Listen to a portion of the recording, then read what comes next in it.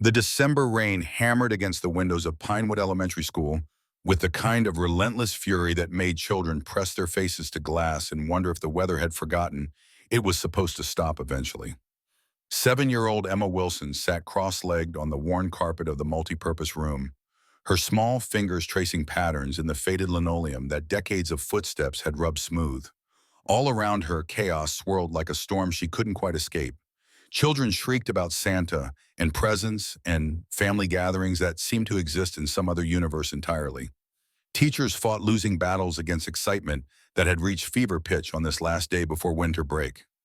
Parents clustered near doorways wearing expressions that mixed exhaustion with forced holiday cheer in equal measure. Emma kept her gaze fixed on a loose thread in her donated sweater green and 2 sizes too large, smelling faintly of fabric softener that belonged to someone else's life. Ms. Reynolds, the school counselor, had pulled it from the donation bin that morning when Emma arrived in just a t-shirt despite temperatures hovering near 40 degrees. The cold never bothered Emma the way it seemed to bother other children. She had learned early that discomfort was simply another constant, like hunger, or the ache that lived permanently in her chest when she watched other kids get collected by parents who smiled like they meant it. The multi-purpose room served triple duty as cafeteria, assembly hall, and gymnasium, depending on what hour you caught it. Today it was decorated with construction paper snowflakes and strings of lights that flickered with concerning irregularity.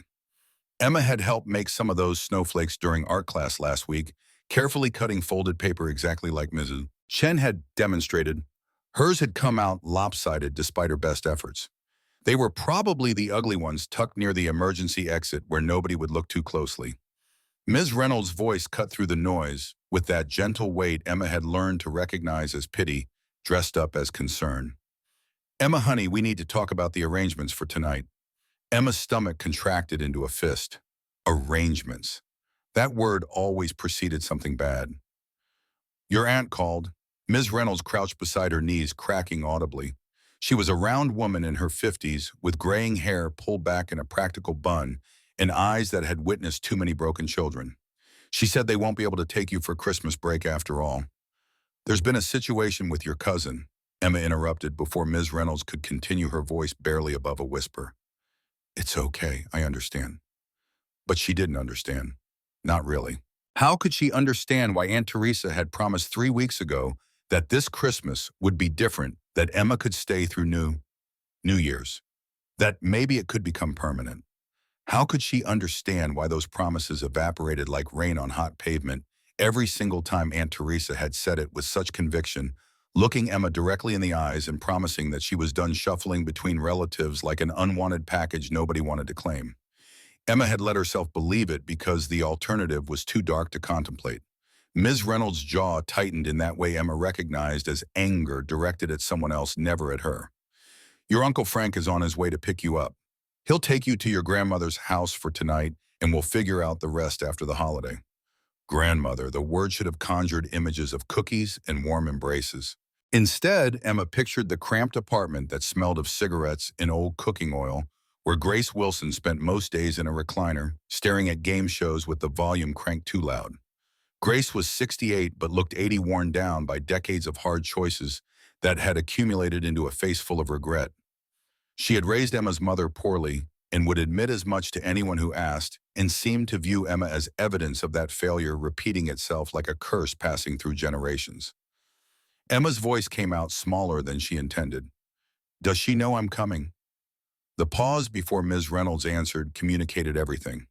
"Your uncle will sort it out. You know how family can be during the holidays." Emma finished the thought, silently busy. Everyone was always busy when it came to her. Through the large windows, Emma watched the Oregon rain transition to sleet, the sky the color of old bruises. Pinewood sat nestled in the Cascade foothills, a logging town that had witnessed better decades. Main Street still maintained a hardware store, a diner, and Ray's Gas and Go, but half the storefronts stood empty with faded "for lease" signs papering their windows. The mill had closed 5 years ago, and the town was slowly hemorrhaging population. The people who remained were either too stubborn to leave or too broke to afford anywhere else. Emma had been born in Portland, back when her mother Angela was still attempting to hold things together. But the city had been too expensive, the temptations too available, and they had ended up here in Pinewood with Grace in the Section 8 housing complex on the east side of town. Emma barely remembered those early years, just fragments of her mother's laugh before the drugs won, the way she used to braid Emma's long dark hair before everything fell apart. The morning Emma woke up to find Angela cold and still on the bathroom floor, her lips blue, her eyes open but seeing nothing. Ms. Reynolds' voice pulled Emma back to the present firmer now. "Emma, look at me."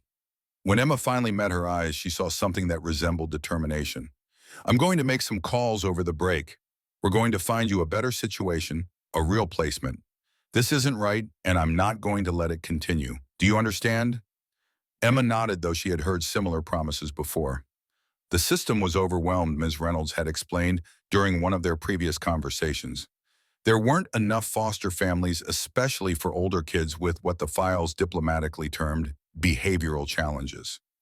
Emma wasn't sure what her specific challenges were exactly, except that they seemed to make people uncomfortable, something whispered about in conversations she wasn't supposed to overhear.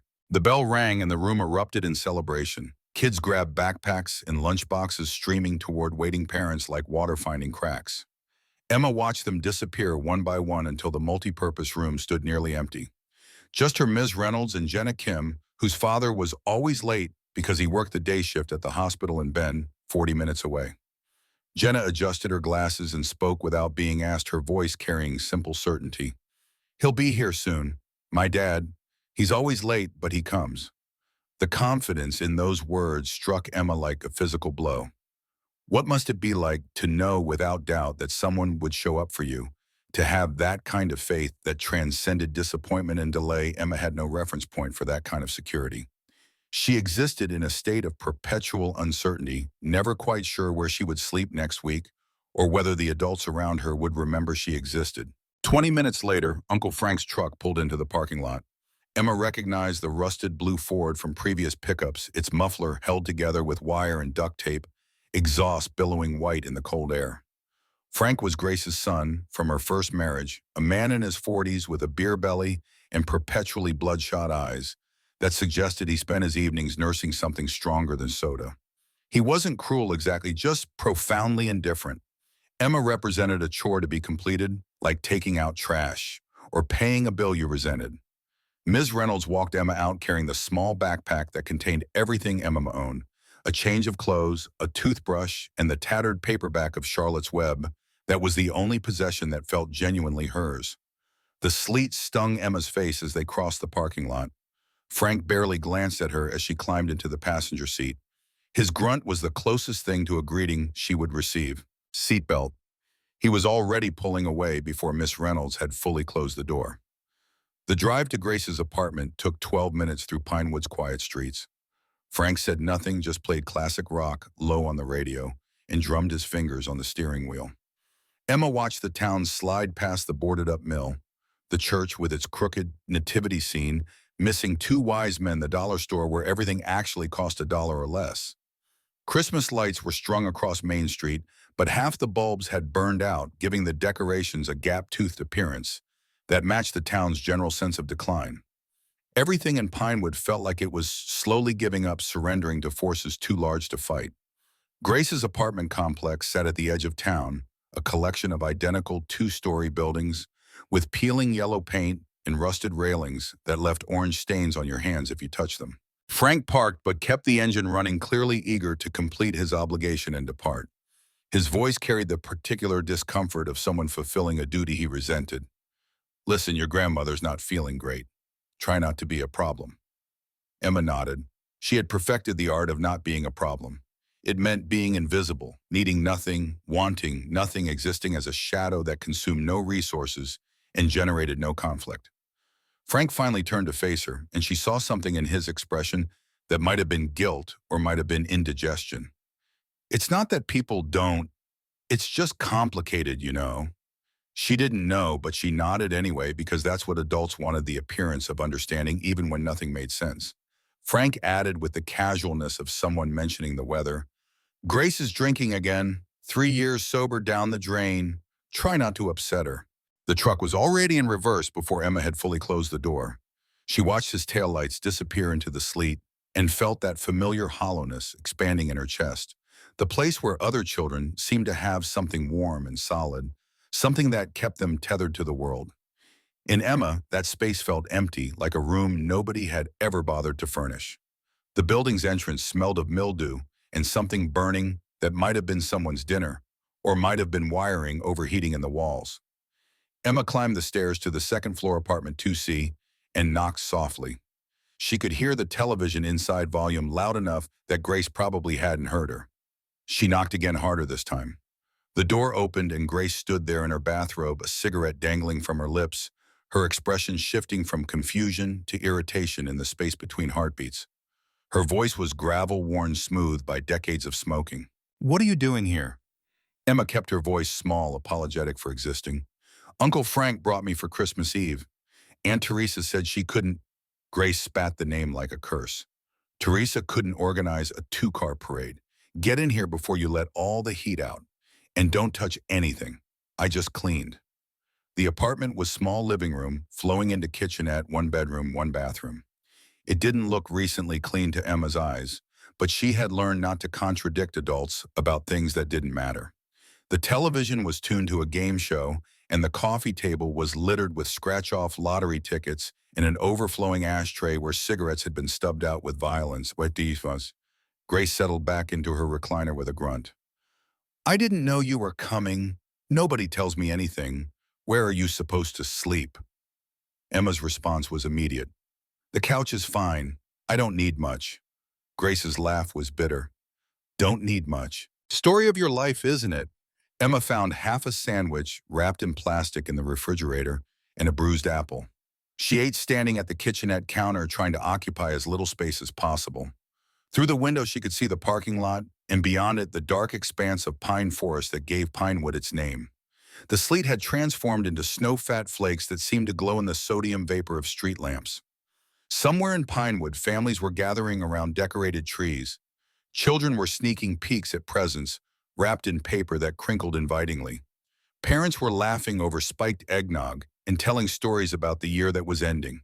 Somewhere in the world, there were homes filled with the kind of love that Emma had only witnessed in movies and television commercials. But here in apartment 2C, there was only the drone of the television, the acrid smell of cigarette smoke, and the cold certainty that she was once again exactly where no one wanted her to be. Emma pulled the oversized sweater tighter around her small frame and wondered not for the first time what it would take to become the kind of person that people actually wanted to keep. Emma woke on Christmas morning to silence. Not the peaceful silence of a house at rest, but the hollow quiet of a space where joy had forgotten to arrive. The apartment was cold. Grace kept the thermostat low to save on the electric bill, and the couch cushions had left uncomfortable ridges along Emma's side where she had slept curled into the tightest ball possible. Gray morning light filtered through thin curtains. Outside, Pinewood was covered in fresh snow that made everything look cleaner than it actually was, like cheap paint over rot. Emma sat up slowly, folding the thin blanket Grace had tossed at her the night before. On television, a local news anchor was discussing weather patterns with forced enthusiasm. Emma watched without really seeing her mind elsewhere. In approximately 48 hours, she would have to return to school, back to Miss Reynolds' office, back to uncomfortable conversations about finding a better fit. What happened to kids who never fit anywhere? The question haunted Emma constantly.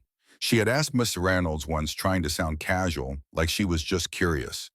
The counselor had given her a bright smile that didn't reach her eyes and assured Emma that every child found their place eventually. But Emma had seen enough kids cycle through Pinewood Elementary's intervention programs to know that eventually sometimes meant never. The apartment was stuffy despite the cold air thick with stale cigarette smoke.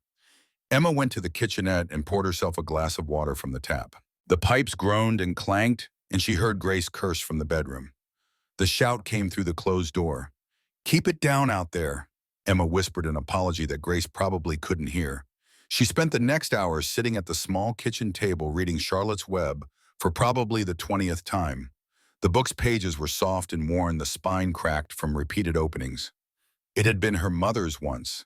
Emma had found it in a box of Angela's things after the overdose.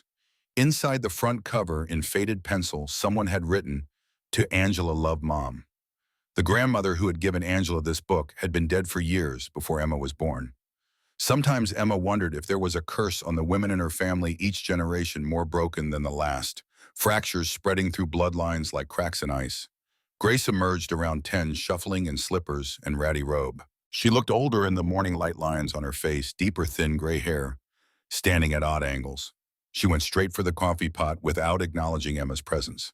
Her voice eventually emerged flat and distant. "There's cereal in the cupboard. Help yourself."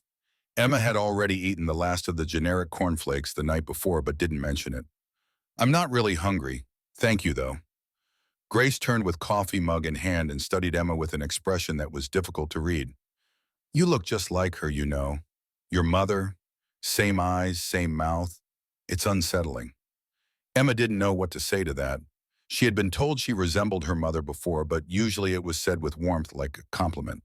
From Grace, it sounded like an accusation, like Emma had committed some crime by inheriting Angela's features. Grace continued, settling into her recliner with a groan. "She was about your age when I realized I'd already lost her. 7, 8 years old. Already lying, already stealing. Some kids are just born wrong, I guess. Born with something missing," it said then. The words landed like stones in Emma's stomach. Her voice came out small and defensive. "My mom was sick. Miss Reynolds said addiction is a disease." Grace's laugh carried no humor. "Miss Reynolds didn't have to raise her. That woman sees you for an hour a week and thinks she understands. But I'm the one who lived it. I'm the one who watched her destroy herself and everyone around her. And now here you are, and they expect me to—" She cut herself off, taking a long sip of coffee. The silence that followed was worse than the words. Emma wanted to say that she wasn't her other, that she was trying her best to be good, to be wanted. But the words stuck in her throat because a small, terrible part of her wondered if Grace was right. Maybe there was something wrong inside her. Maybe that's why nobody ever wanted to keep her. The morning dragged on with excruciating slowness. Grace watched television. Emma read her book. Neither of them acknowledged that it was Christmas, that this day should be different somehow, that there should be tree and presents and the kind of joy that other families took for granted. Around noon, Grace heated up a can of soup, and they ate in silence, the only sounds the scrape of spoons against bowls and canned laughter from the TV. It was just after 2 in the afternoon when they heard it, a sound like distant thunder rolling through the valley. Grace's head snapped up, her expression shifting to annoyance. Her voice carried suspicion. "What the hell is that?" The sound grew louder, more distinct. Not thunder at all, but engines. Many engines. The deep, rhythmic roar of motorcycles moving in formation. Grace pushed herself out of the recliner and went to the window, pulling the curtain aside. Her curse was creative.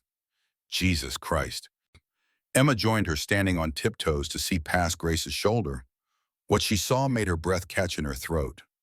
Motorcycles, dozens of them, maybe hundreds, rolling into the parking lot of the apartment complex in a seemingly endless stream.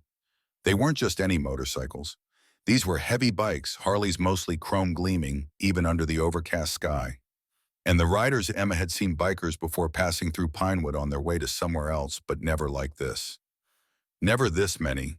They wore leather jackets, and as they began to park their bikes in neat rows, Emma could see the patches on their backs. Death heads with wings spread wide, skulls grinning from leather, and words stitched in bold letters, Hell's Angels Motorcycle Club. Different chapters, too. Oregon, California, Washington, Nevada. The patches varied slightly, but the message was universal and unmistakable. Grace muttered under her breath, "This can't be good. We're probably about to get robbed or worse." But Emma watched as the bikers dismounted, and they didn't look like they were there to rob anyone. Many of them were older, in their 50s and 60s, though some were younger, with the hard edges of people who had lived rough lives. There were women too, Emma noticed. Not many, but they were there, walking with the same confident swagger as the men. And they were carrying things, bags and bombas, wrapped presents, even a small Christmas tree. The procession seemed endless. More bikes kept arriving, parking wherever they could find space. In the lot along the street, in the grass, Emma started counting, but lost track after 100, 200, 3. She had never seen anything like it. The sound was overwhelming, a physical force that seemed to shake the building's foundations. Emma's voice came out as a whisper. "What are they doing?" Grace's certainty was already crumbling. "Nothing good." The bikers began to gather in the parking lot, organizing themselves with military precision. A few of them, clearly the leaders, stood at the center, directing the others. One man in particular caught Emma's attention. He was massive, easily 6'4", with a gray beard that reached his chest and arms covered in intricate tattoos. Despite his intimidating appearance, he was smiling, laughing with the bikers around him as they organized their cargo. Then someone knocked on the door, 3 firm raps that made Grace jump. Grace hissed at Emma, "Don't answer it." But Emma was already moving toward the door, driven by something she couldn't name. Curiosity, maybe? Or the simple fact that anything, even potential danger, was better than the suffocating emptiness of the apartment. She opened the door before Grace could physically stop her. Standing in the hallway was a woman in her early 40s, wearing a leather jacket with the Hells Angels patch and faded jeans. Her dark hair was pulled back in a ponytail, and her face, though lined from years of hard living, held surprising warmth. Behind her stood 2 men, both built like linebackers, their expressions neutral, but not hostile. The woman crouched down to Emma's eye level. "Hey there, sweetheart. Is your name Emma?" Emma nodded, too surprised to speak properly. The woman's smile widened. "My name's Lisa. Lisa Moretti. I'm with the Hells Angels Oregon chapter. We got a call from a friend, a lady named Ms. Reynolds, who said there was a little girl here who might need some Christmas spirit. That you," Emma's mind reeled. Ms. Reynolds had called the Hells Angels. It seemed impossible, like something from a dream or a story that couldn't be real. Her voice came out uncertain. I don't understand." Lisa's expression remained patient and kind. "That's okay, honey.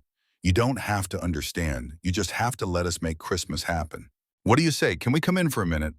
Grace appeared behind Emma, her hand clamping down on Emma's shoulder with enough force to leave marks. "Now wait just a minute. Who the hell are you people, and how did you get my granddaughter's name?" Lisa stood facing Grace with calm that suggested she had handled difficult people before. "Ma'am, I'm Lisa Moretti. Every year, the Hells Angels chapters across the Northwest do a toy run for kids who need it. Usually we go to the children's hospital or a shelter, but this year Ms. Reynolds from Pinewood Elementary reached out to us about a specific situation."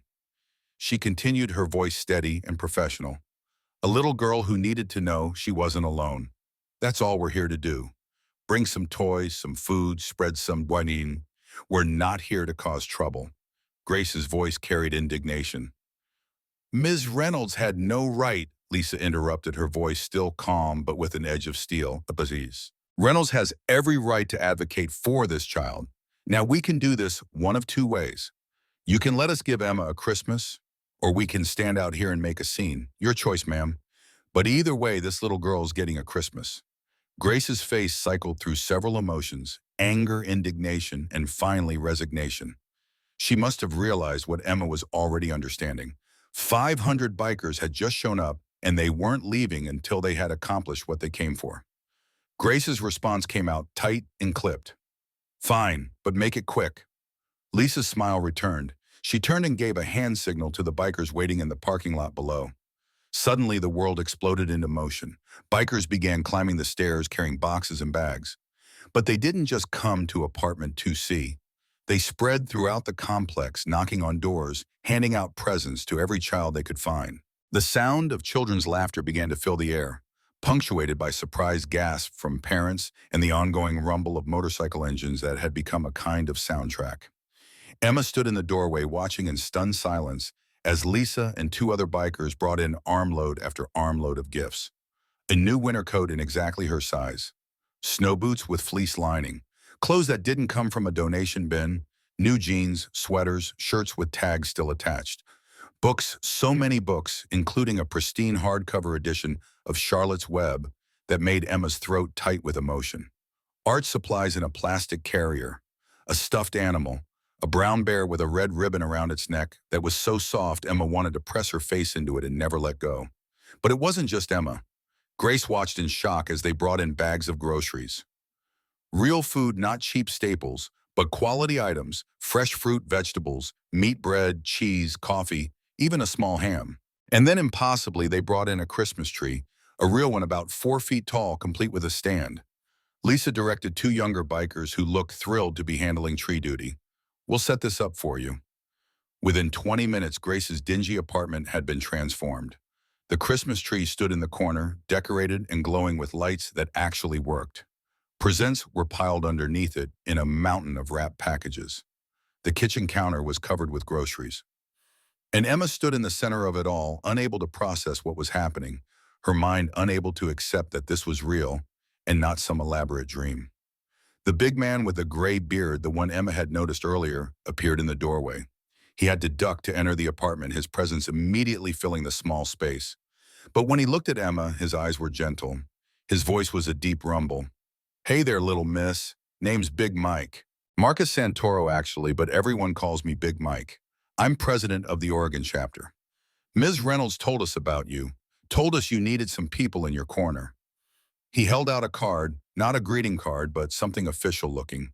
Emma took it with shaking hands. It was a membership card for the Hells Angels Little Angels program with her name printed on it and a phone number at the bottom. Big Mike tapped the card with a finger the size of a sausage. "That number there, that's a direct line. You ever need anything, and I mean anything, you call that number. Someone will answer. Someone will help. You understand? You're one of our little angels now. That means your family." Emma looked up at this massive tattooed man who society would probably call dangerous, who looked like he could bench press a car, and saw only kindness in his eyes.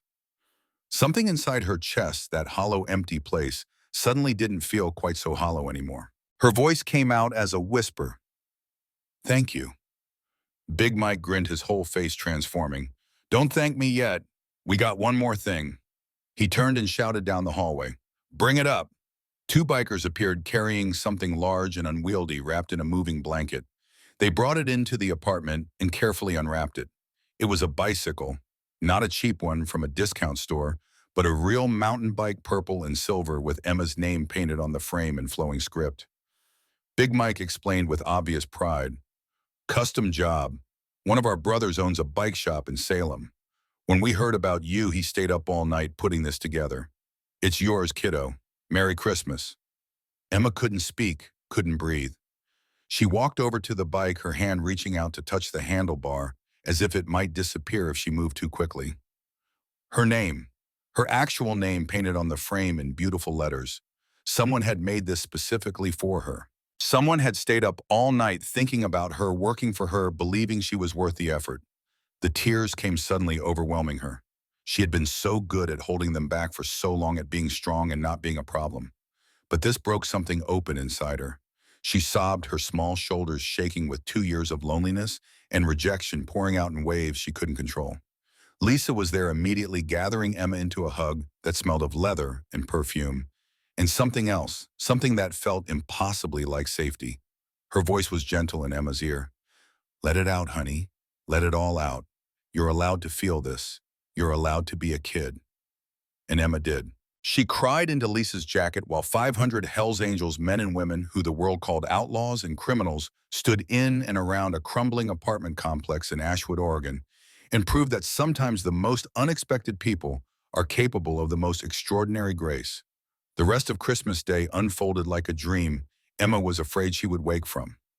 The bikers didn't just drop off presents and leave. They stayed. They transformed the parking lot into an impromptu celebration that Emma would remember for the rest of her life. Big Mike and Lisa took charge of what they called Christmas dinner. Some bikers produced portable grills and camp stoves from their saddlebags. Others made runs to raise Gas and Go, which had apparently agreed to open despite it being Christmas, for supplies. Within an hour, the smell of grilling meat and roasting vegetables filled the cold December air. Emma watched from Grace's window, still clutching the Little Angels membership card, as if letting go might cause all of this to vanish. The apartment complex, normally so quiet and depressing, had come alive. Children from neighboring apartments had emerged, drawn by the commotion and the promise of presents. The bikers were patient with each one, making sure every kid got something, even those whose parents seemed wary of the leather-clad strangers who had descended on their Christmas. Lisa's voice was gentle behind Emma. "You should go down there. The party's for you, sweetheart." Emma glanced at Grace, who sat in her recliner with an expression Emma couldn't quite read. Confusion, maybe, or discomfort at having her cynicism challenged so directly. Grace didn't look at Emma when she spoke. "Go on. Don't just stand there looking pathetic." It wasn't permission exactly, more like dismissal, but Emma would take it. She pulled on her new winter coat. It fit perfectly warm and comfortable, in a way her donated clothes never had been, and followed Lisa downstairs into the celebration. Big Mike's voice boomed across the lot as Emma emerged. There she is, the guest of honor. Suddenly, Emma found herself the center of attention as 500 faces turned her way. She froze, her instinct to make herself invisible, warring with the obvious fact that invisibility was no longer an option. But instead of the judgment or pity she had expected, she saw only warmth in those weathered faces. These were people who knew what it meant to be outsiders, to be judged by appearances rather than actions. They recognized one of their own. A woman in her 60s with silver hair and laugh lines approached, holding out a plate piled high with food. You must be starving, honey. I'm Diane. I've been riding with the angels for 30 years, and let me tell you, we take our food seriously. You got some of the best brisket in the Pacific Northwest right there. Emma took the plate with both hands, the weight of it substantial and real.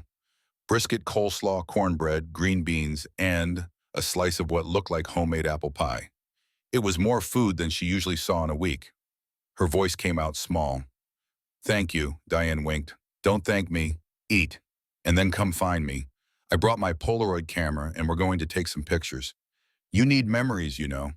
As Emma ate and the food was incredible, rich and flavorful, and made with obvious care, bikers came up to introduce themselves. There was Tommy from the Sacramento chapter who did magic tricks with coins that made Emma giggle. There was Razor, whose fierce appearance and face full of tattoos didn't match his gentle voice as he talked about his own daughter now grown. There was Red, a woman in her 40s with appropriately red hair down to her waist, who worked as a nurse when she wasn't riding. Red sat down next to Emma on the curb. Here's the thing about family. Blood doesn't make family. Choice does. We choose to look out for each other. We choose to show up when things get hard. That's what makes us brothers and sisters. That choice. Emma asked the question that had been burning in her mind. Ms. Reynolds told you about me, Red nodded. She reached out to our chapter about 3 weeks ago, said there was a little girl who was slipping through the cracks who needed to know someone gave a damn. The Angels have been doing toy runs for decades. It's part of who we are, but usually we go to hospitals or shelters, places with lots of kids. Ms. Reynolds asked if we could do something different this year. Something specifically for you. Emma's voice was barely audible. But why? Why would you do all this for someone you don't even know? Red's expression softened with understanding that came from lived experience. Because we've all been the kid that nobody wanted, Emma. Maybe not in the exact way you have, but every single person here knows what it feels like to be on the outside, to be judged, to be told they don't matter. And we decided a long time ago that when we see someone hurting like that, especially a kid, we do something about it. She pulled out a phone and showed Emma a photo of a young girl, maybe 10 years old, with the same striking red hair. That's my daughter, Stella. She's at her dad's place for Christmas, which is good. He's a good man. We just couldn't make it work. But when she was 7, right around your age, we were in a rough spot. I was working 3 jobs, barely keeping the lights on. And the Angels showed up for us. Brought food, helped with rent, made sure Stella had a real Christmas. That's when I knew I wanted to be part of this. That's when I decided that if I ever got my life together, I'd pay it forward. Emma looked around the parking lot with new eyes. These weren't just random bikers doing a good deed for cameras or publicity. These were people who had lived through their own versions of pain and decided to transform it into something better. Her voice came out quiet, vulnerable, in a way she rarely allowed. Can I ask you something? Red's response was immediate. Anything, honey. Emma took a breath. Do you think there's something wrong with me, like something that makes people not want to keep me? Red's face crumpled for just a moment before she composed herself. When she spoke, her voice was fierce. Listen to me very carefully, Emma Wilson. There is nothing, and I mean nothing, wrong with you. You are 7 years old. You should be worried about homework and cartoons and whether your bike is cool enough. You should not be wondering why the adults in your life have failed you, because that's what's happened here. The adults have failed, not you. Never you. The words hit Emma like a wave. Her voice cracked. But if I was better, maybe... Red's interruption was sharp but not unkind. No maybes, no what ifs. You could be the perfect child, the smartest, the quietest, the most well-behaved, and some people still wouldn't choose you because they were broken inside. That's not a reflection on you, that's on them. Big Mike appeared carrying 2 cups of hot chocolate. He handed one to Emma and one to Red, then lowered himself to sit on the curb with them, his large frame making the simple action look comical. His voice rumbled. "We having a serious conversation?" Red nodded, just explaining some truths. Big Mike blew on his hot chocolate thoughtfully. "You know, Emma, I grew up in foster care, bounced around from when I was 5 until I age out at 18. 13 different homes in 13 years. Emma looked up at him in surprise. This massive, confident man who commanded respect from hundreds of bikers had been like her. Big Mike continued reading her expression. "Yeah, hard to believe now, right? But back then I was a scrawny kid with anger issues and a smart mouth. Nobody wanted to deal with me, and for a long time I thought that meant I was unlovable, that there was something fundamentally broken inside me that everyone could see except me." Emma's voice was small. "What changed?" His smile was genuine warm. "I met the angels. I was 19 working at a garage still angry at the world. Some of the brothers would bring their bikes in for repairs, and eventually they started talking to me. Really talking, not like I was a problem to be solved, but like I was a person worth knowing. They saw past all my walls and defense mechanisms and anger, and they saw someone who just needed to be told they had value." He took a sip of his hot chocolate, then continued. "The angels gave me a purpose, a family, a code to live by. And here's what I learned: the people who are supposed to love us don't always know how. Sometimes they're too broken themselves. Sometimes they're too scared. Sometimes they just don't have it in them. And that's a tragedy, but it's their tragedy, not yours." Emma felt something fundamental shift inside her chest. Ms. Reynolds' voice echoed in her memory, saying she would find Emma a place. But maybe her place wouldn't look like what she had imagined. Maybe family didn't have to look like the movies. The afternoon wore on, and Emma found herself relaxing in a way she couldn't remember ever feeling before. She took pictures with Diane's Polaroid camera, each one a small miracle of proof that this day had actually happened. Tommy the magician taught her a simple card trick. A biker named Chains, who earned his nickname from the elaborate chain wallet he wore, let her sit on his motorcycle and showed her how the controls worked. A woman named Phoenix with full-sleeve tattoos of flames braided Emma's long dark hair while telling stories about riding cross-country. As winter sun began to set, painting the Oregon sky in shades of orange and pink, someone started a bonfire in a metal drum. The bikers gathered around it, and someone pulled out an acoustic guitar. They sang not Christmas carols exactly, but rock songs and folk songs, and a few carols thrown in. Their voices were rough but sincere, and Emma found herself singing along to the ones she knew. Grace emerged from the apartment, eventually drawn by the noise or curiosity, or maybe something else. She stood at the edge of the gathering, arms crossed, watching. Big Mike noticed her and walked over. Emma watched from across the fire as they talked. She couldn't hear the words, but she saw Grace's defensive posture slowly soften, saw Big Mike gesture to the scene around them, saw Grace's face do something complicated, sadness and regret, and maybe just maybe a flicker of understanding. When Big Mike returned to the fire, he caught Emma's eye and nodded. It wasn't much, but it felt like something had shifted. As evening deepened and temperature dropped, families began to drift back to apartments loaded down with gifts and leftover food. The bikers started to pack up, organizing themselves with the same efficiency they had shown when arriving. Several came to say goodbye to Emma, personally pressing cards with phone numbers into her hands, making her promise to call if she needed anything. Phoenix crouched down for a final hug. "We mean it. You call that number on your little angel's card. Day or night, someone will answer. That's a promise." Emma nodded, unable to speak past the lump in her throat. As the last of the daylight faded and the bikers began to mount their motorcycles, Lisa pulled Emma aside. They stood a little apart from the others in a moment that felt private despite the crowd. Lisa's voice carried weight. "I need to tell you something, and I need you to really hear me." Emma nodded, her small hands still clutching the little angel's card. Lisa continued, choosing her words carefully. "What happened here today wasn't charity. This wasn't us feeling sorry for you. This was recognition. We recognize you, Emma. We see you. And more than that, we see what you could become. Emma's voice came out uncertain. What do you mean, Hal? Lisa smiled. You've got something special inside you, kid. I've seen a lot of children in rough situations over the years, and most of them have this look in their eyes like they've already given up, like they're just going through the motions. But not you. You're still fighting, still hoping, still believing that things could be better. That kind of strength is rare. That's precious. Emma admitted what she had been thinking all day. I don't feel strong. Lisa's response was immediate. The strongest people never do. But here's what I want you to remember. Every single person here today has been through hell. We've been broken and put back together. We've been counted out and written off, and we survived. More than that, we found ways to thrive. You can too. She pulled Emma into a tight hug, and Emma clung to her breathing in the smell of leather and cold air and something that felt impossibly like hope. Lisa whispered into Emma's hair. One more thing. Ms. Reynolds is going to keep fighting for you. She's already been making calls working on finding you a real placement, something stable. And when that happens, when you find your forever place, you come find us. You bring your new family to one of our rallies.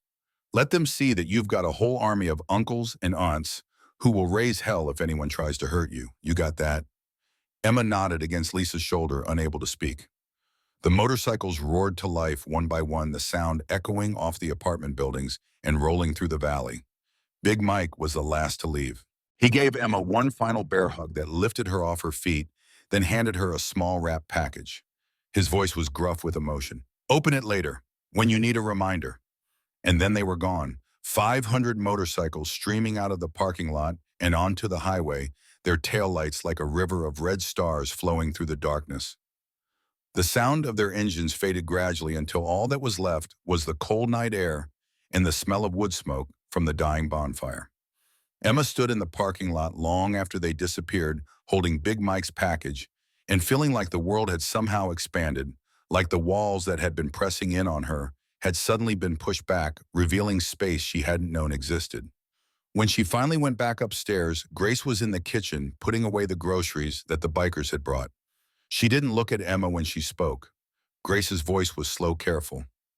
Those people, they think they can fix everything with presents and a party. Emma felt something sharp in her chest. Here it came, the dismissal, the tearing down of something beautiful. But then Grace continued, and her voice carried something Emma had never heard before. Maybe they can't fix everything, but they fixed something today. I saw your face down there, Emma. I haven't seen you smile like that since before your mama got bad. She finally turned to look at Emma, and her expression was complicated. Not warm exactly, but not cold either, something in between. I'm not good at this. Being a grandmother. Being responsible for someone. I failed your mother so completely that I can't even look at you sometimes without seeing all my mistakes. But those bikers down there, they didn't see my mistakes. They saw a little girl who deserved better. And maybe they're right. It wasn't a declaration of love. It wasn't a promise that everything would change. But it was something, an acknowledgement, a crack in the armor that Grace had built around herself. Emma's voice came out quiet. Thank you for letting them come. Grace made a sound that might have been a laugh or a sigh. Like I could have stopped them. 500 bikers with a mission. They were getting in here one way or another. But when she turned back to the groceries, Emma thought she saw the ghost of a smile on her grandmother's weathered face.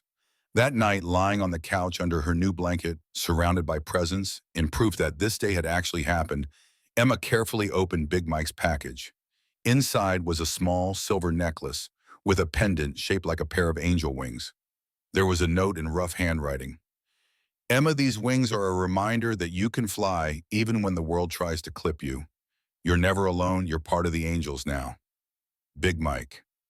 Emma clutched the necklace to her chest and let the tears come. Not tears of sadness this time, but tears of relief. For the first time in 2 years, she felt like someone had actually seen her not as a burden or a problem or a reminder of someone else's failures, but as herself, as Emma, as someone worth 500 people riding through the cold to say you matter. Outside, Pinewood slept under its blanket of snow. But inside apartment 2C, a small girl lay awake wearing angel wings around her neck and dared to believe that maybe, just maybe, the story of her life wasn't already written. Maybe there were chapters yet to come that she couldn't even imagine, chapters filled with people who chose her, who fought for her, who proved that family was something you built rather than something you were born into. And for the first time in a very long time, Emma Wilson fell asleep believing in tomorrow, even as a small voice in the back of her mind whispered the words Grace had spoken earlier. Your father's parole hearing is next week. But tonight that worry felt distant, pushed back by the overwhelming proof that she was loved, that she mattered, that 500 strangers had become family in the space of a single extraordinary day. The morning after the angels left, Emma woke to silence that felt different from the hollow quiet she had known before. Grace's apartment looked transformed even in daylight. The Christmas tree still glowed softly in the corner. Presents remained stacked underneath the refrigerator, actually contained food that would last more than a day. Emma touched the angel wings necklace at her throat and confirmed that yesterday had been real, not some fever dream conjured by a desperate child's imagination. Grace emerged from her bedroom earlier than usual, moving with purpose instead of her typical shuffle. She poured coffee and stood at the window looking out at the parking lot, where tire tracks in the snow were the only evidence that 500 motorcycles had been there at all. Her voice came without the usual edge. Ms. Reynolds called. She's coming by this afternoon. Says she has news about a placement. Emma's stomach flipped. Placement. The word that usually preceded disappointment. But something in Grace's tone was different, this time less bitter, more resigned to the possibility that Emma might actually find somewhere better. Emma managed a quiet response. Okay. Grace turned and studied her with that same complicated expression from the night before. Those bikers, they really think you're special, you know. Not just feeling sorry for you. Big Mike talked to me for a long time last night after you went in. Told me about his own childhood. Made me realize some things I've been avoiding. Emma waited, not sure where this was going. Grace rarely spoke this much, especially about anything resembling feelings. Grace continued, the words coming slowly like she was pulling them from some deep, reluctant place. I told you yesterday that some kids are born wrong. That was cruel and it was a lie. The truth is some grandmothers are broken and they break everyone around them. I broke your mother and I've been taking that out on you. But maybe it's not too late for you to have something better. It wasn't an apology exactly, but it was acknowledgement, and coming from Grace, that felt like progress. Emma crossed the small space and hugged her grandmother. Grace stiffened, initially unused to physical affection, then awkwardly patted Emma's back. When Ms. Reynolds arrived that afternoon, she brought someone with her, a woman Emma recognized from yesterday. Sarah Tommy, the magician's wife. Sarah wore jeans and a sweater instead of leather, but her angel's tattoo was visible on her wrist. Ms. Reynolds settled into the chair. Grace offered her expression cautiously optimistic. Emma, I have good news. I've found what I believe could be an excellent placement for you. A couple in Ben, Rachel, and Scott Mitchell. They're certified foster parents who specialize in children who have experienced trauma. They've had their license for 3 years and come very highly recommended. Emma's voice came out small and defensive. What's wrong with them? Why do they need kids like me? Sarah spoke up, her voice gentle with understanding. Nothing's wrong with them, honey. I know it's hard to believe adults can just be good people, but they exist. The Mitchells lost their daughter 3 years ago. Car accident. She was 7, same age as you are now. They spent a long time grieving and healing, and when they were ready, they decided to become foster parents. Ms. Reynolds added detail. Rachel is a nurse who works 3 days a week. Scott teaches history at Bend High School. They're specifically requesting to meet you, Emma. They know about your situation, about your mother, about the instability you've experienced, and they still want to meet you. Emma felt hope rising in her chest and immediately tried to squash it down. Hope was dangerous. Hope led to disappointment, but Sarah must have seen something in her face because she reached over and took Emma's hand. Sarah's voice carried lived experience. I was in foster care from age 9 to 17. 8 different homes. So I know exactly what you're thinking right now, that this will be like all the others, that they'll meet you and find some reason you're not good enough. But the Mitchells are different. Tommy and I have met them. The Angels helped fund their home study and certification through our Little Angels program. We wouldn't have done that if we didn't believe they were the real deal. Ms. Reynolds pulled out a folder with photos. This is their house. It's in the old mill district in Bend, been renovated. 3 bedrooms, big backyard, close to a really good elementary school. And this is the room that would be yours if things work out. Emma looked at the photo of a bedroom with yellow walls and large windows. It was empty except for a bed and a dresser, but somehow that emptiness felt like possibility rather than neglect, like a canvas waiting for her to fill it with her own story. Grace spoke from her recliner, surprising everyone. "When would this meeting happen?" Ms. Reynolds responded carefully. "They're available this Friday if Emma feels ready. I could drive her to Bend, facilitate the introduction. If everyone feels comfortable, maybe Emma could stay for a trial weekend." Emma's mind raced. Friday was 3 days away. 3 days to prepare for something that could change everything or break her completely. She looked at the photo again, at that yellow bedroom with its promise of fresh starts, and made a decision that terrified her. Her voice shook but held. "I want to meet them." The next 3 days passed in a blur of preparation. The angels mobilized with impressive efficiency. Tommy and Sarah came by each evening after Grace got home from the grocery store, where she had suddenly resumed working part-time, needing something to fill hours that used to disappear into bottles and television. They coached Emma on how to handle the meeting. Tommy sat cross-legged on Grace's floor performing card tricks while he talked. "First rule, be yourself. Don't try to be who you think they want. If this is going to work, it has to be based on who you actually are." Sarah added from the couch where she was painting Emma's nails, a soft pink that Emma had picked from 6 different options. "But also advocate for yourself. Ask questions. What are the rules? What happens if you mess up? What's their discipline style? Foster care works both ways, Emma. You're interviewing them as much as they're meeting you." Red arrived Wednesday evening with bags from Target. Interview outfit. First impressions matter not because you need to perform, but because you deserve to feel confident. She had chosen well-dark jeans that actually fit a soft purple sweater, new sneakers that didn't come from a donation bin. Emma tried everything on in Grace's bathroom and barely recognized herself in the mirror. She looked like a normal kid, like someone who might actually belong in that yellow bedroom. Phoenix showed up Thursday with a gift that surprised Emma, a journal with a purple leather cover and blank pages. Phoenix's voice was matter-of-fact as she explained, "For your feelings, writing helps process things that are too big to hold inside. And if things get hard with the Mitchells, if you're scared or angry or confused, you write it down before you act out. Give yourself time to understand what you're actually feeling." They practiced scenarios. Sarah played Rachel Mitchell while Tommy played Scott. Emma practiced asking questions, expressing needs, admitting fears. It felt awkward and artificial at first, but gradually Emma began to understand what they were teaching her, that she had value, that her feelings mattered, that she could participate in decisions about her own life instead of just accepting whatever adults decided for her. Thursday night, Grace surprised Emma by sitting down at the kitchen table where Emma was reading Charlotte's Web for comfort. Grace's voice was careful, each word selected deliberately. "I talked to my AA sponsor today. First time I've called her in 3 years. Told her about the angels, about you leaving, about how I've been drinking again.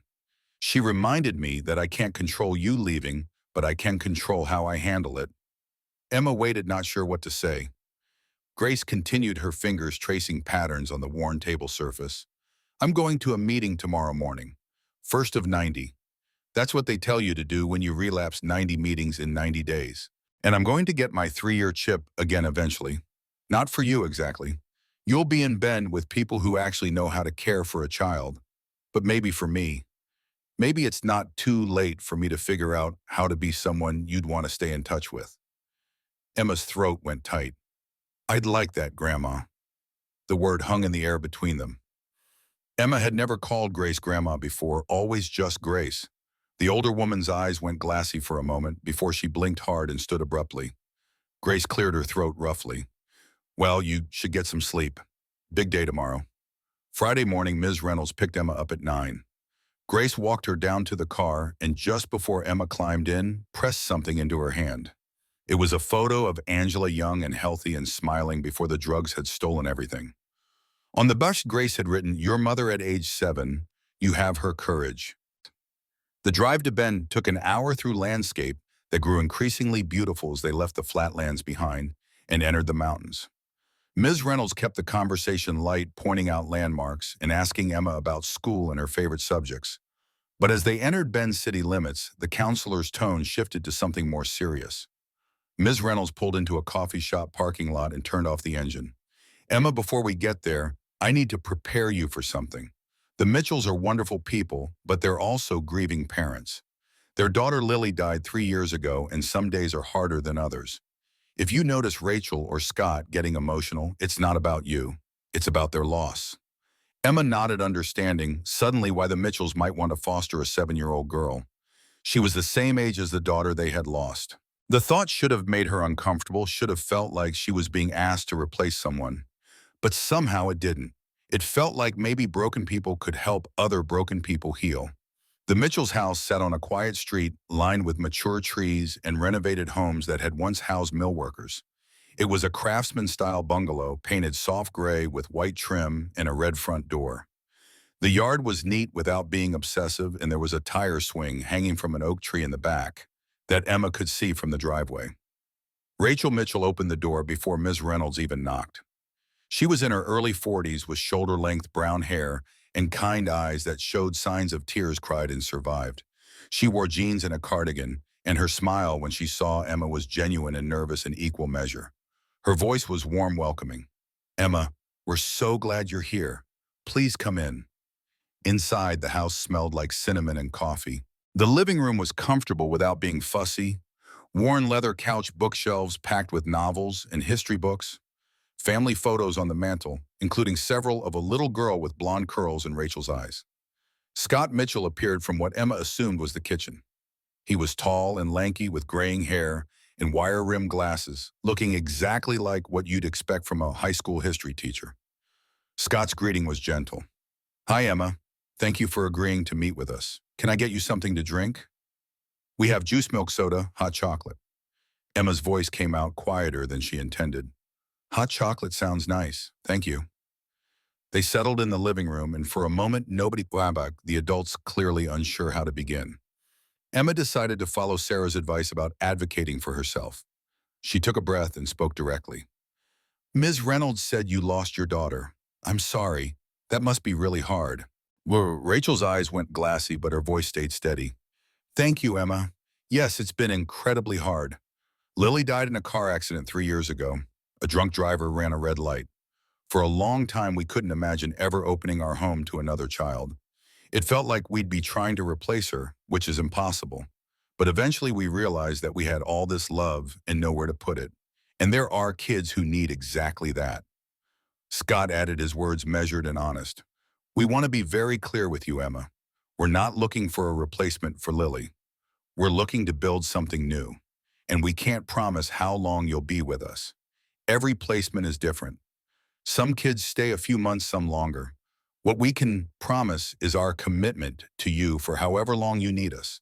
Emma appreciated the honesty even as it scared her. "What are your rules? What happens if I mess up?" Rachel smiled at the directness of the question. "Rules are pretty standard. Respect for everyone in the house, honest communication. Do your homework, help with chores appropriate to your age. As for messing up, everyone messes up, Emma. The question isn't whether you'll make mistakes. The question is, what happens after? In this house, we talk about it. We figure out what went wrong and how to do better next time.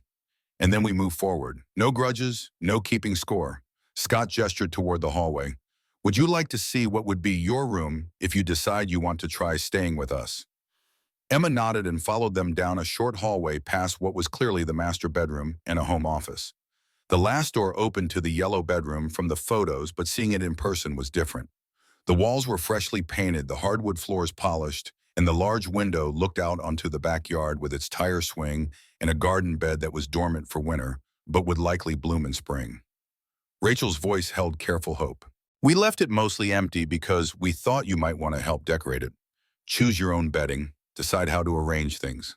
Make it yours." Emma walked to the window and looked out at the yard. She could imagine herself on that tire swing, could picture spring flowers in that garden bed, could envision mornings waking up to this view instead of the parking lot at Grace's complex. It felt dangerous to want something this badly. Her voice was barely audible. "It's beautiful." The rest of the visit passed in careful conversation. Scott showed Emma his classroom materials and talked about the history fair he organized each year. Rachel pulled out photo albums from trips they had taken the Oregon coast, Crater Lake, a camping trip to the Redwoods. They asked Emma questions about her interests, her favorite subjects, what she liked to do for fun. Emma found herself relaxing, incrementally drawn in by their genuine interest and the absence of pity in their eyes when they looked at her. As the afternoon light began to fade, Miss Reynolds gently raised the possibility that Emma had been simultaneously hoping for and dreading. The counselor's tone was carefully neutral. Rachel Scott, I know we discussed the possibility of a trial weekend. If everyone feels comfortable, Emma could stay tonight and through Sunday. Give everyone a chance to see how things feel in a more natural setting. Emma's heart hammered. This was it. The moment where they could change their minds, where they could see her more clearly and find her wanting. But Rachel and Scott exchanged a look that seemed to contain entire conversations. And when Rachel turned back to Emma, her smile was sure. Rachel's voice was steady and warm. We'd love that, if Emma wants to stay. Emma looked at Ms. Reynolds, who nodded encouragement. She thought about Grace's apartment with its cigarette smell and game shows. She thought about the angels and their fierce love. She thought about her mother and Charlotte's Web and all the ways she had learned to protect herself by expecting nothing. And then she thought about possibility, about yellow walls and tire swings, and people who talked about commitment even when they couldn't promise forever. She thought about what Red had said, that family was a choice, that blood didn't matter as much as showing up, that she deserved people who would fight for her. Emma's voice came out stronger than expected. I want to stay. Ms. Reynolds left after extracting promises to call if anyone needed anything, leaving Emma alone with the Mitchells for the first time. The silence that followed felt weighted with unspoken expectations and fears on all sides. Scott broke it with practical gentleness. How about we make dinner together? We were thinking pancakes for dinner. Breakfast food at night is one of the perks of being a kid in this house. Emma couldn't help the small smile. Pancakes sound good. They cooked together in the kitchen that was big enough for 3 people to move comfortably. Scott handled the griddle while Rachel mixed batter, and Emma was put in charge of setting the table. It felt startlingly domestic, like playing house, except this was real. She kept waiting for the other shoe to drop for them to realize they had made a mistake. But instead, they just made pancakes and talked about nothing important and everything that mattered. After dinner, they walked along the Deschutes River that ran through Ben's old mill district. The sun had set, but streetlights illuminated the path and the water moved with constant sound that Emma found soothing. Rachel pointed out landmarks: the bookstore where she bought most of her novels, the theater where they saw movies, the park where summer concerts happened.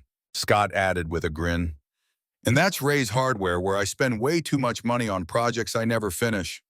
Rachel's laugh was genuine and warm.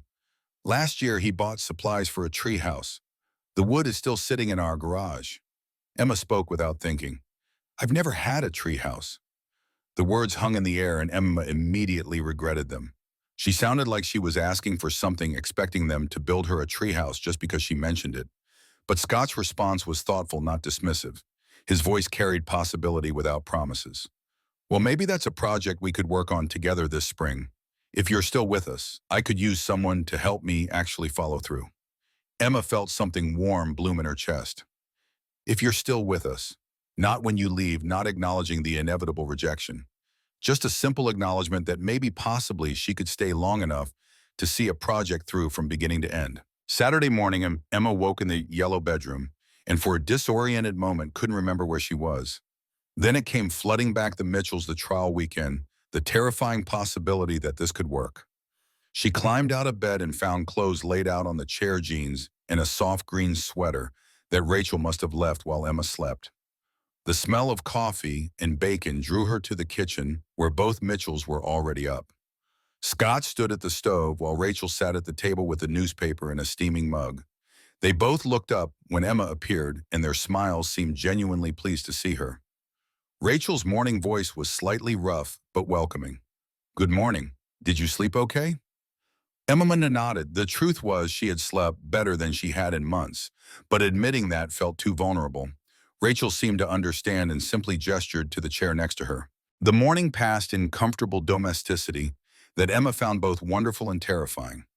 Breakfast was eggs and bacon and toast with homemade jam. Afterwards, Scott suggested they visit the bookstore Rachel had pointed out the night before. His offer was casual but meaningful. We have a tradition in this house. First weekend with us, a kid gets to pick 3 books. Any books they want, price doesn't matter. It's one of the few rules that's non-negotiable.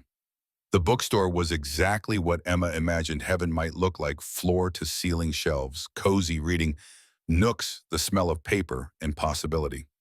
She wandered the aisles while the Mitchells browsed separately, giving her space to explore on her own. Emma found herself drawn to stories about kids finding their place in the world, Anne of Green Gables' Bridge to Terabithia, and a newer book about a girl in foster care that the bookseller recommended.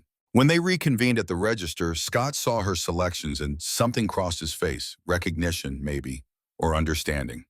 He didn't comment on the obvious theme, just paid for the books and handed Emma the bag like it was the most natural thing in the world. The afternoon brought a movie at home, all 3 of them piled on the couch with popcorn while an animated film played. At one point, Rachel's arm came around Emma's shoulders, a casual protective gesture, and Emma felt herself relax into it despite every instinct screaming to maintain distance.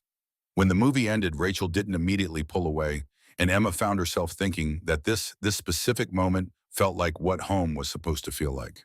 Sunday morning arrived too quickly. Emma was supposed to return to Grace's apartment that afternoon, back to the familiar emptiness that now felt even more hollow by comparison. Over breakfast, Rachel and Scott exchanged looks that Emma was learning to recognize as silent communication. Scott finally spoke, his voice careful. "Emma, we've really enjoyed having you here this weekend. We'd like to talk about next steps if you're comfortable with that." Emma nodded, her stomach tight with hope and fear battling for dominance. Rachel took over, her words chosen deliberately. "We think this could work, the 3 of us together. But we want to do this right, which means taking time. What we're proposing is a transition period. Maybe you come for weekends, at first gradually spend more time here, slowly move your belongings. That way everyone has time to adjust to make sure this is what we all want." Emma's voice came out small. "How long?" Scott answered honestly. 6 weeks maybe, 2 months at most. By February, you could be living here full-time if everything continues to feel right.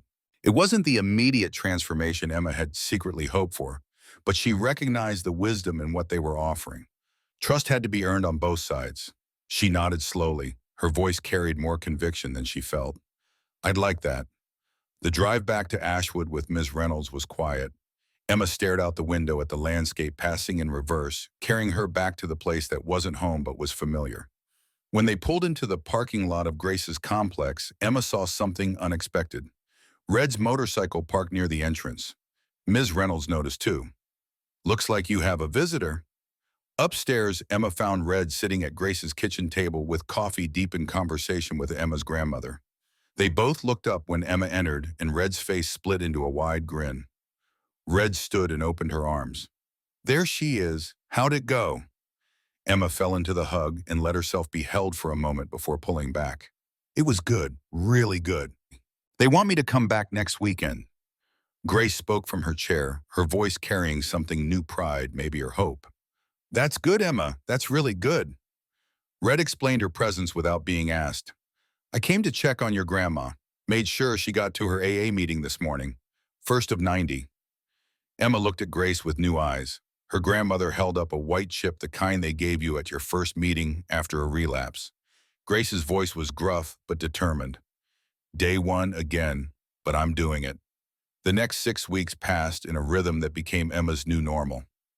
Weekends with the Mitchells in Bend, where she gradually began to let herself believe this might actually last. Weekdays in Ashwood with Grace, who was slowly becoming someone Emma could respect, if not quite love yet. And throughout it all, the Angels maintaining steady presence: phone calls from Lisa, checking in, surprise visits from Tommy and Sarah, texts from Phoenix with encouraging words. But in the 3rd week, everything shifted. Ms. Reynolds called for an emergency meeting at Grace's apartment. When she arrived, her expression was grim, and she had brought a woman Emma didn't recognize, professional looking, carrying a leather briefcase, wearing a suit that screamed lawyer. Ms. Reynolds made introductions with visible reluctance. "Emma, Grace, this is Patricia Chen. She's a family attorney who works with the Little Angels program. We have a situation." Patricia got straight to it, her voice professionally sympathetic. Emma, your biological father, Derek Carter, has filed paperwork from prison opposing any potential adoption. He's claiming his parental rights and asserting that when he's released in approximately 3 years, he intends to pursue custody. Emma's world tilted. Father. The word that had never meant anything to her before suddenly carried crushing weight. Derek Carter was a name she knew existed but had never connected to her reality. He had been in prison since before she was born, serving 15 years for armed robbery. She had never met him, never received a letter or call, had honestly assumed he didn't care that she existed. Grace's voice was sharp with old anger. That son of a bitch hasn't given her a second thought in 7 years. Now that someone actually wants her, suddenly he's claiming rights. Patricia nodded grimly. Unfortunately, it's not uncommon. Sometimes incarcerated parents see adoption as the final severing of connection and fight it even when they've shown no previous interest. And legally, he does have standing. He's her biological father, his rights were never terminated, and he hasn't done anything from prison that would qualify as abandonment under Oregon law. Emma found her voice, though it came out shaky. What does this mean for the Mitchells? Patricia's honesty was brutal but necessary. It means the adoption process just got significantly more complicated. Even if Derek remains incarcerated, his objection creates legal hurdles. The Mitchells could still pursue guardianship or long-term foster placement, but permanent adoption might require terminating Derek's rights, which could take months or even years of legal proceedings. Emma felt the yellow bedroom slipping away, felt the possibility of family dissolving like smoke. She thought about Rachel's arm around her shoulders, Scott's promise of a treehouse, the 3 books on her shelf that represented a tradition she might never be part of. Ms. Reynolds crouched in front of Emma. The Mitchells know about this development. I called them before coming here. They want you to know that this doesn't change anything for them. They still want you. They're still committed to you. This just means the path forward is more complicated than we hoped. But Emma barely heard the words of reassurance. All she could think was that even her father, who had never wanted her before, didn't want anyone else to have her either. It felt like proof of everything Grace had said on Christmas Eve, that some kids were born wrong, that she carried something inside her that made love impossible. Red arrived within the hour, summoned by Grace in a moment of surprising maternal instinct. The nurse took one look at Emma's face and pulled her into a fierce hug. Red's voice was firm against Emma's hair. Listen to me very carefully. This is not about you. This is about a man who spent 15 years in prison making one last grab at control. He doesn't want you, Emma. He wants to have power over something, anything, because he has no power in there. You are not the problem. He is. But the damage was done. When Emma went to the Mitchells' house that Friday for what should have been another good weekend, she carried Derek's shadow with her. She was quiet at dinner, withdrawn during their evening walk, distant in ways she hadn't been before. Rachel and Scott tried to maintain normalcy, but Emma could see the worry in their eyes, the fear that she was already pulling away. Saturday morning, Emma woke early and found herself drawn to the kitchen where Rachel was making coffee. The house was quiet, Scott still asleep, and somehow that made what Emma needed to say easier. Her voice came out flat, defensive. You should probably give up on me. My father's never going to agree to adoption, and in 3 years he'll get out and you'll have wasted all this time on someone you can never really keep. Rachel turned from the coffee maker, her expression cycling through surprise and pain before settling on fierce determination. She crossed the kitchen and sat down across from Emma. Rachel's voice was steady, uncompromising. Emma Wilson, look at me. Emma reluctantly met her eyes. Rachel continued without hesitation. I don't give up on people I care about. Neither does Scott. Derek Carter can file all the paperwork he wants. He can object from prison until he's blue in the face. It doesn't change the fact that you're ours now. Maybe not legally yet, maybe not permanently, but in every way that actually matters, you're ours. And we fight for what's ours. Emma felt tears threatening. But what if Rachel's interruption was gentle but firm? No what ifs, just what is. What is you're 7 years old and you deserve stability? What is we have a spare bedroom and enough love to share? What is we're going to keep showing up for you regardless of how complicated the legal situation gets? That's what is. Scott appeared in the doorway, having clearly heard at least part of the conversation. He came and sat beside Rachel, presenting a united front. His voice carried the same unwavering certainty. Emma, when Lily died, we thought we'd never recover. We thought the grief would swallow us whole. But eventually we learned that love doesn't run out. It's not a finite resource that gets used up. If anything, love grows when you share it. So this thing with your father, it's an obstacle. It's a complication, but it's not a deal breaker. We're in this with you for as long as you'll have us. Emma broke then, the tears coming in great heaving sobs. Rachel gathered her into a hug while Scott's hand rested warm on her back, and Emma cried for her mother and her absent father and her broken grandmother, and every single time she had been promised something that dissolved before she could hold it. But she also cried from relief because the Mitchells weren't running. They weren't finding excuses. They were staying. When the tears finally subsided, Emma found herself wrapped in a blanket on the couch between Rachel and Scott, hot chocolate in hand, feeling wrung out but somehow lighter. Rachel spoke quietly. Here's what's going to happen next. Patricia Chen is one of the best family attorneys in Oregon, and the Angels are funding her fees. She's going to start building a case for terminating your father's parental rights. It won't be quick or easy, but it's possible. In the meantime, you continue transitioning here. You start school at Bend Elementary after Christmas break. You make this house your home, regardless of what the paperwork says. Scott added practical detail.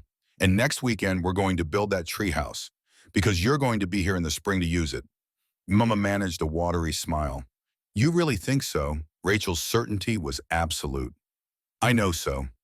The following Monday, Emma started at Bend Elementary and within days learned that stability in one area didn't guarantee peace in others.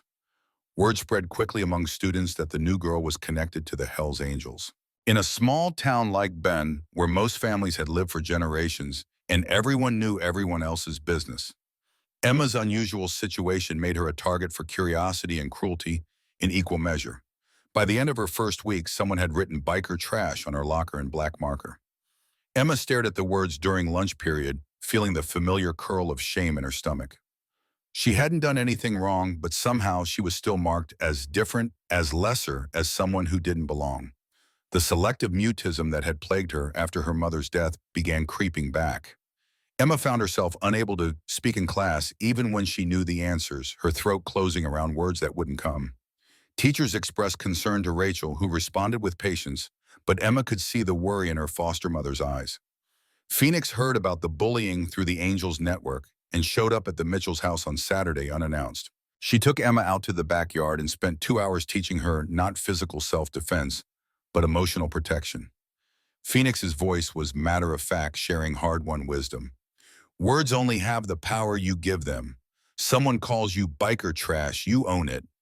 Yeah, and those bikers showed me more love in one day than most people see in a lifetime. Someone questions your worth. You remember that 500 people rode through snow to prove you matter. The best revenge is refusing to be diminished. She gave Emma homework every morning: look in the mirror and say 3 things you like about yourself. Emma protested that it felt stupid, but Phoenix was immovable. Phoenix's insistence was fierce. Stupid is what keeps you strong. Do it. Tommy visited the following week and with the Mitchells' permission arranged to do a magic show at Bend Elementary during lunch. Emma cringed at the idea, certain it would make her even more of a target, but Tommy was unfazed. He performed in the cafeteria with skill that suggested he had done this many times before. Kids watched in amazement as he made cards disappear and reappear, pulled coins from ears, levitated objects with apparent ease. And at the end, he dedicated his final trick to Emma, explaining without apology that she was his honorary niece, that she was part of the Angels family, that anyone who had a problem with that could take it up with 500 bikers who took family very seriously. The bullying didn't stop completely, but it shifted. Some kids remained hostile, but others became curious, asking questions about the Angels, wanting to know about the Christmas miracle. Emma found herself making tentative friends, a girl named Sophie from her math class, who thought the Angels were cool, a boy named Marcus, who loved motorcycles and wanted to know everything about different bike models. Meanwhile, Grace's redemption arc unfolded at a distance. Emma called her grandmother every Sunday evening and tracked her progress through AA 30 meetings, then 60, then 90. Grace's voice changed over those weeks, becoming clearer, somehow less weighted by bitterness. She talked about her sponsor, Helen, about amends she was making to people she had hurt over the years, about trying to understand why she had spent so many years drowning instead of swimming. On Emma's eighth Sunday call, Grace said something that made Emma's breath catch. Grace's voice was tentative but genuine. I talked to my therapist about you yesterday, about how I blamed you for your mother's mistakes, about the things I said on Christmas Eve. And I want you to know I'm working on it, on being someone you'd want to stay connected to. Not because I think I can make up for how I treated you, but because you deserve better than what I gave you. Emma's voice was thick with emotion. I'd like that, Grandma. I'd really like that. Red continued driving Grace to meetings, refusing payment, but accepting Grace's gratitude. Emma learned through the Angels network that Red had also connected Grace with resources, a better therapist, job training programs, social services that could help with the apartment's mold problem. The Angels didn't just help kids, Emma realized. They helped whoever was in the orbit of those kids, understanding that children couldn't thrive in isolation from their families, however broken those families might be. But the shadow of Derek Carter continued to loom. Patricia Chen filed motions arguing that Derek had abandoned Emma through complete lack of contact or support, that his imprisonment demonstrated unfitness, that Emma's best interest clearly lay with the Mitchells. The state set a hearing for March, 4 months away, when Derek would have the opportunity to present his case for maintaining parental rights. Emma tried not to think about it, but the court date hung over everything like a storm cloud waiting to break. The Mitchells maintained normalcy with determined effort, movie nights, and homework help in the treehouse project that Scott actually followed through on, working with Emma on weekends to build a platform and walls and a rope ladder in the old oak tree. February brought Emma's official move into the Mitchells' house full-time.